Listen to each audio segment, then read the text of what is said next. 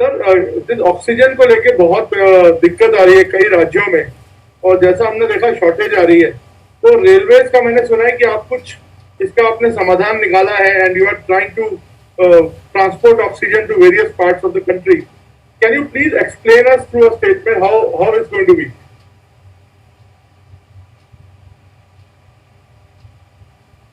सबसे पहले तो जो हमारे कोरोना की लड़ाई में लगे हुए सभी फ्रंटलाइन वॉरियर्स हैं, रेलवे के कर्मचारी हैं, आप सब मीडिया के बंधु, आप सबका साधुवाद करता हूं जो इस बड़ी महामारी की लड़ाई में दिन रात देश की सेवा में लगे हैं। देश के सामने एक अभूतपूर्व चुनौती कोरोना की महामारी संकट के रूप में हम सब देख रहे हैं।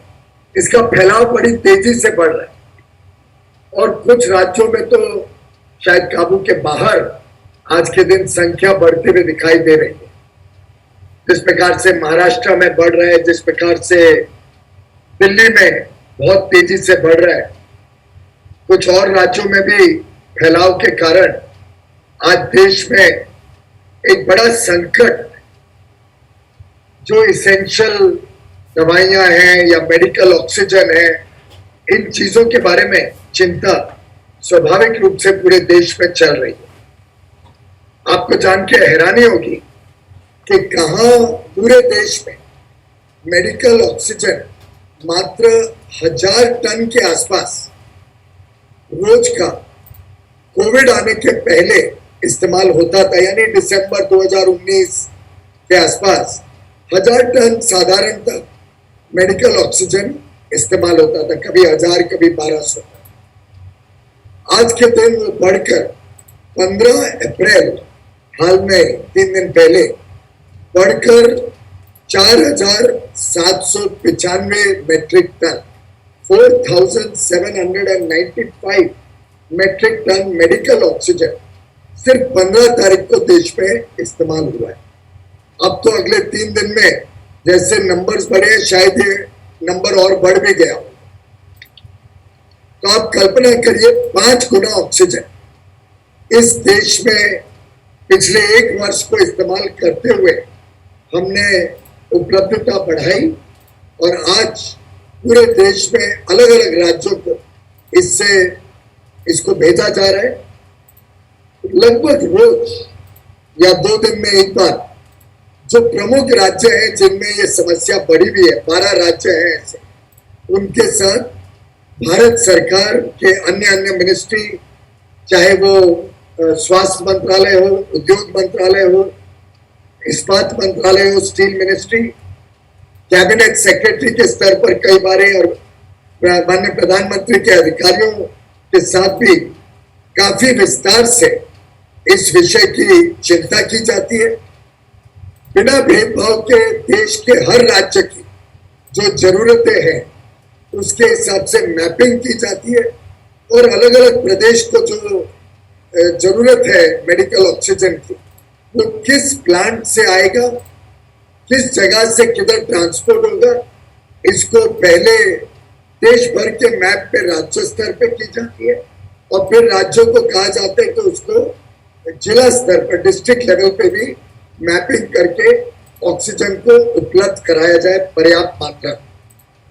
लगभग आज की परिस्थिति ऐसी है कि जो पूरे देश में ऑक्सीजन बनता है और जिसकी क्षमता हमारे पास आज 7157 मेट्रिक टन रोज की है, 7157 metric ton daily production capacity है पूरे भारत में।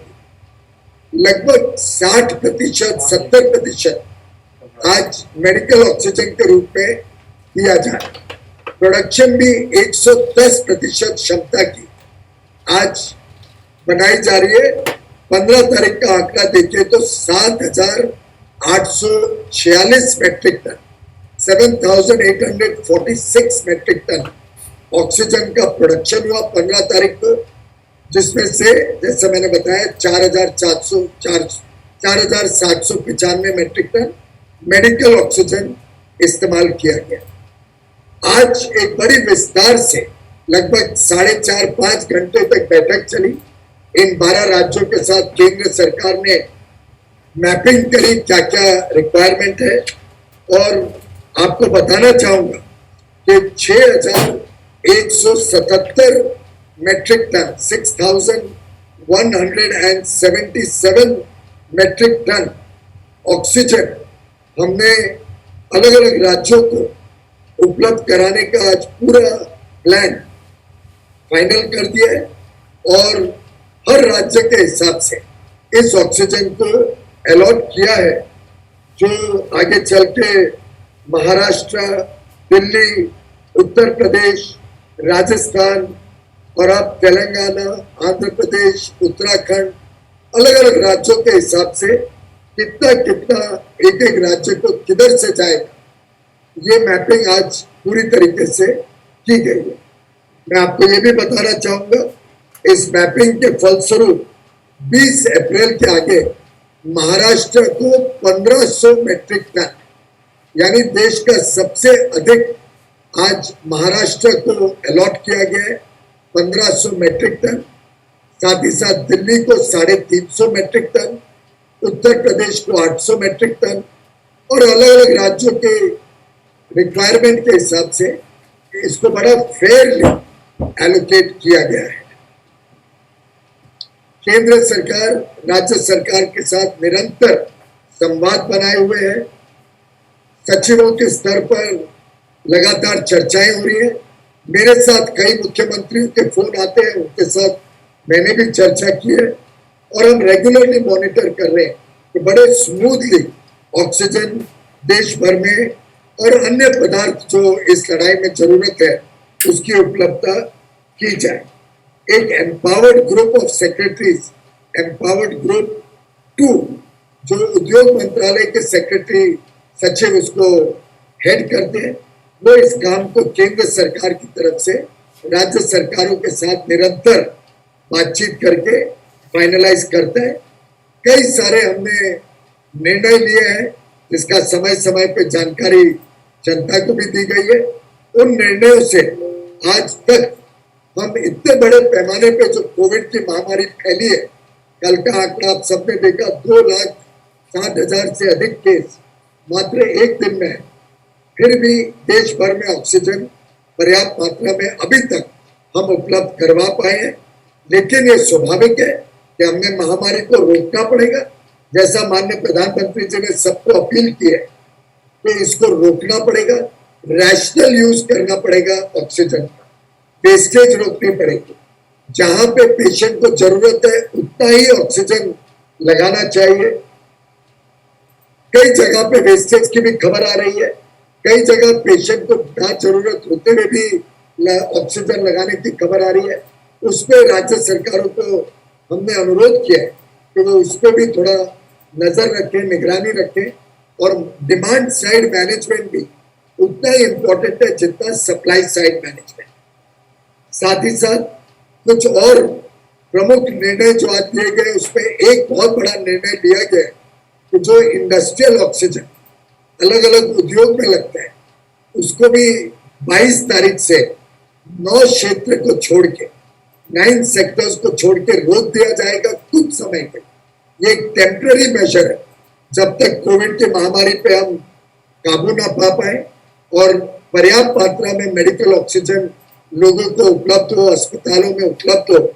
उसके लिए 9 सेक्टर्स को छोड़ के, और ये 9 सेक्टर्स इसेंशियल या कंटिन्यूअस प्रोसेस इंडस्ट्रीज है, जैसे दवाई बनाने वाली कंपनियां या वैक्सीन बनाने वाली कंपनियां या पेट्रोलियम की रिफाइनरीज, या कंटिन्यूअस प्रोसेस इंडस्ट्रीज जैसे स्टील प्लांट्स है या वाटर ट्रीटमेंट प्लांट्स आज देश में बहुत जरूरी काम करते हैं। ऑक्सीजन सिलेंडर बनाने वाले जो प्लांट्स हैं उनको रोका नहीं जाएगा। ऐसे जो जो प्रोसेस इंडस्ट्रीज इसेंशियल है एकदम या कंटिन्यूअस प्रोसेस है, उनको छोड़ के बाकी सबका ऑक्सीजन मेडिकल सप्लाई में 22 तारीख से डाइवर्ट किया जाएगा। इसके अलावा हमने राज्य सरकारों को भी अनुरोध किया है कि और अलग अलग कदम उठाएं जिससे रैशनल यूज हो ऑक्सीजन का और अपना वो एयर सेपरेटर यूनिट्स भी लगाए, अस्पतालों को भी सेल्फ सफिशिएंट आत्मनिर्भर बनाए और इसके लिए केंद्र की जो स्वास्थ्य मंत्रालय है वो निरंतर राज्य सरकारों के साथ बातचीत कर रही है। एक और अहम फैसला लिया गया माननीय प्रधानमंत्री नरेंद्र मोदी जी के मार्गदर्शन और निर्देश पर, जिसमें रेल मंत्रालय ने अब ऑक्सीजन सिलेंडर्स अथवा टैंकर्स को रेलवे के द्वारा पहुंचाने का काम भी शुरू करने का निर्णय ले लिया है। सिलेंडर्स तो तुरंत शुरू कर दिए गए।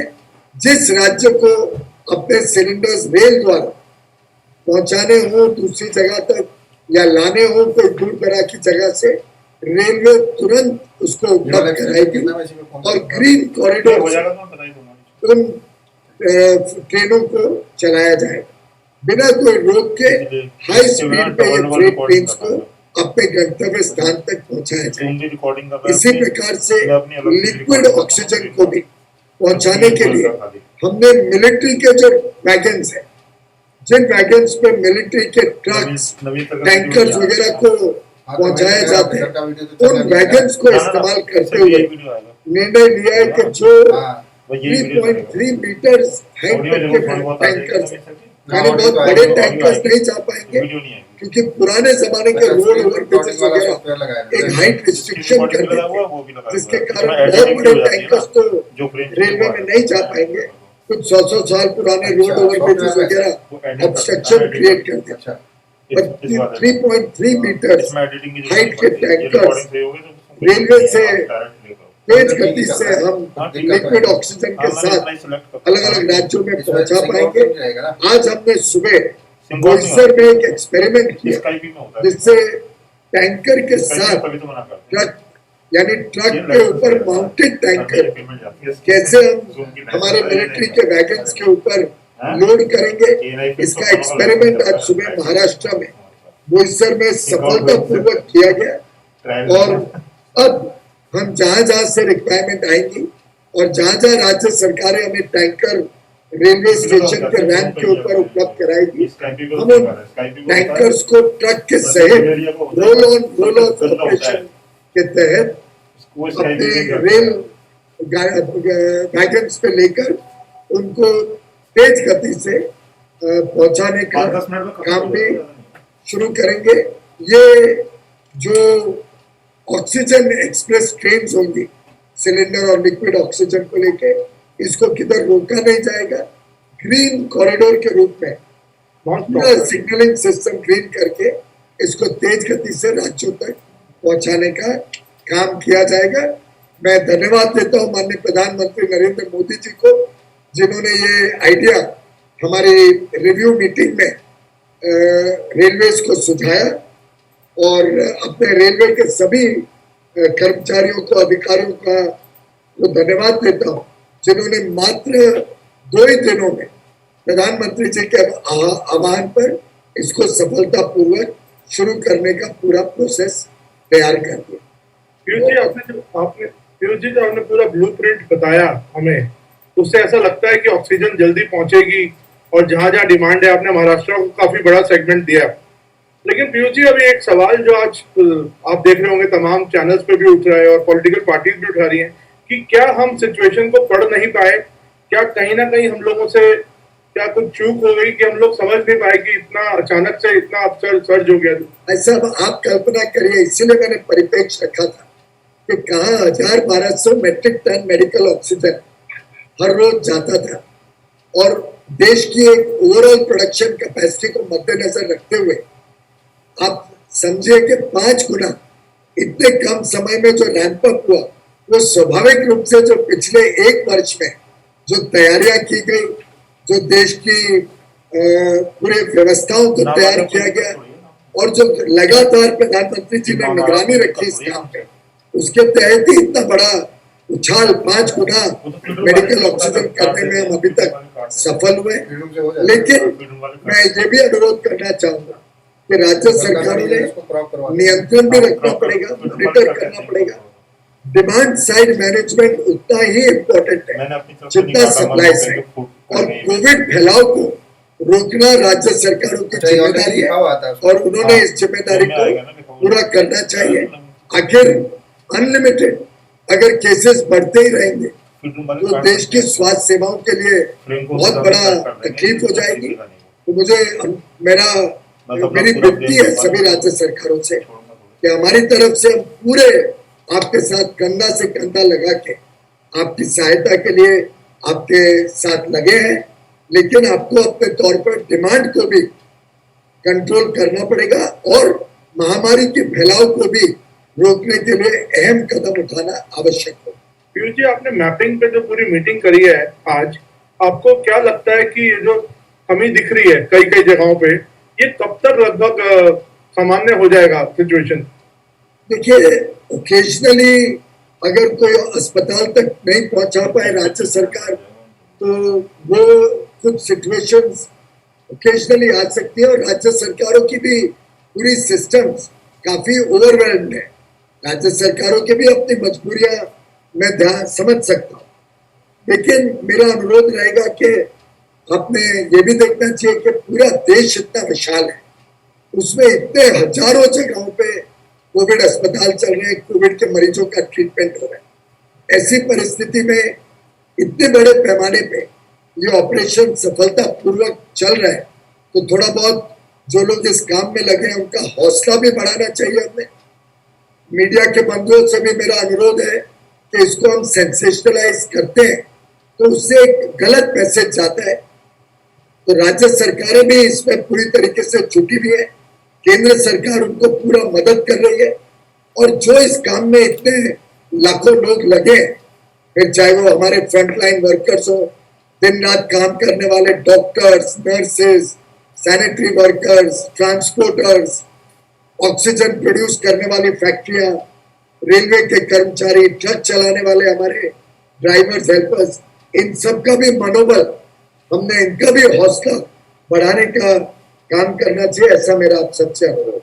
मेरा आखिरी सवाल पीयूष जी, आपने भी देखा और हमने भी सबने देखा कि कहीं ना कहीं सर एक पॉलिटिकल स्टेटमेंट्स भी इस पे आ रही हैं और कहीं ना कहीं सवाल ये उठाया जा रहा है कि जब इतनी महामारी हो रही है तो प्रधानमंत्री जी और अमित शाह जी और आपकी पार्टी के लोग रैलियां कर रहे हैं और इस पर ध्यान नहीं दिया जा रहा। कल आपने उद्धव ठाकरे जी के ऑफिस का जो वो था उस पर आपने रिप्लाई भी किया अपने ट्वीट पे, तो थोड़ा इसको पॉलिटिकल परिवेश में आप समझा सकते हैं कि क्या ऐसा है? हम नहीं चाहते इस पे कोई राजनीति की जाए। केंद्र सरकार ने बिना भेदभाव के कोविड की लड़ाई के लिए पूरे देश को अपना समझा है।